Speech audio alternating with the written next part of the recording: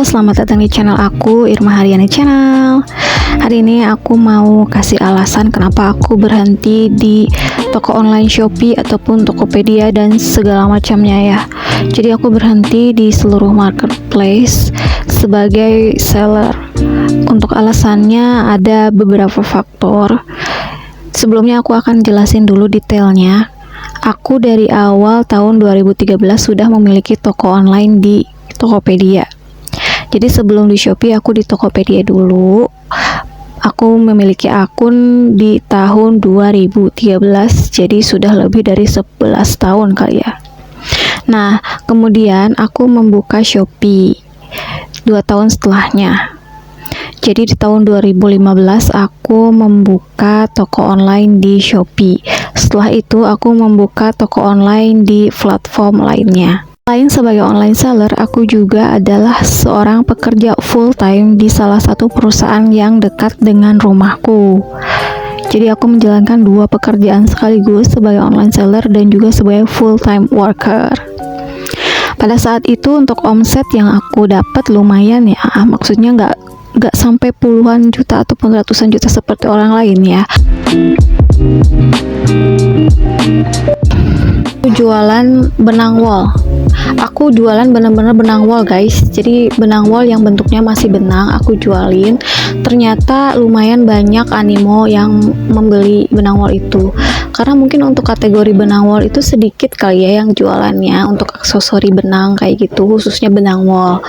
Nah, kebetulan aku juga belajar sedikit demi sedikit merajut, jadi aku bikin kayak pouch, dompet dan lain-lain seperti itu. Tapi yang laku itu benang wol. Sebulannya itu aku bisa habis berlusin-lusin stok aku. Jadi aku sampai kenal sama si supplier yang sering banget aku beli gitu. Terus setelah itu aku mencoba untuk menjual baju karena benang wol itu sedikit sekali keuntungannya. Jadi aku mencoba jualan baju, ternyata nggak terlalu laku. So aku bikin sendiri, yaitu dasi kupu-kupu gitu. Itu lumayan karena satu orang itu biasanya untuk bridesmaid ataupun acara-acara spesial. Jadi mereka itu belinya banyak. Satu bulan itu bisa sampai 100 pieces. Bayangin aja guys, 10.000 satu dasinya dikali 100 pieces per bulan itu guys, lumayan kan.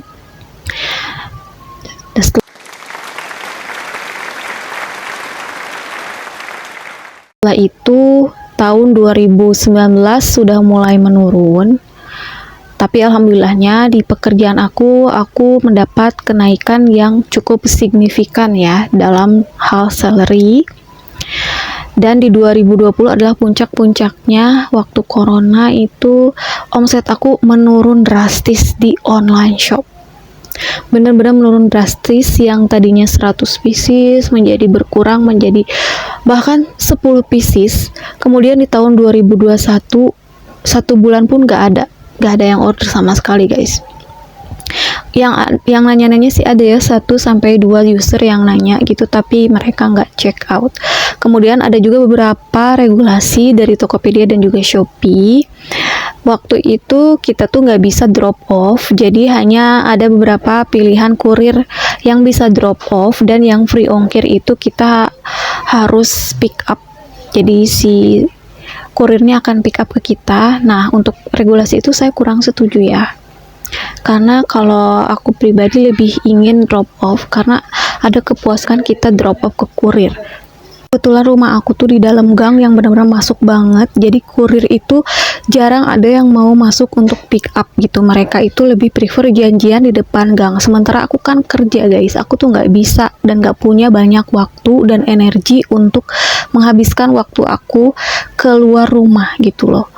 Nah, kalau misalkan aku drop off paket yang, maksud aku tuh paket yang kalau ada pesanan kita tuh drop off, aku bisa pulang kerja aku sambil nganterin, atau pas waktu istirahat aku nganterin paket itu ke agent gitu. Jadi aku memiliki pengalaman buruk mengenai pick up ini. Yang pertama ya karena kurirnya tuh nggak mau masuk ke gang, dan yang kedua pas aku pernah janjian sama kurir di depan gang, HP aku hilang guys. Jadi itu yang bikin aku trauma dan aku gak mau pick up lagi gitu. Kemudian sudah diketahui bahwa kalau kita ikutan program gratis ongkir, kita tuh dikenakan biaya admin oleh pihak marketplace sendiri, dan itu tidak sedikit. Kebayang dong, aku dasi yang harganya cuma 10.000, aku ngambil cuan kayak cuma 2.000 doang satu pieces. Misal ya, ini dipotong dengan biaya admin dan lain-lain.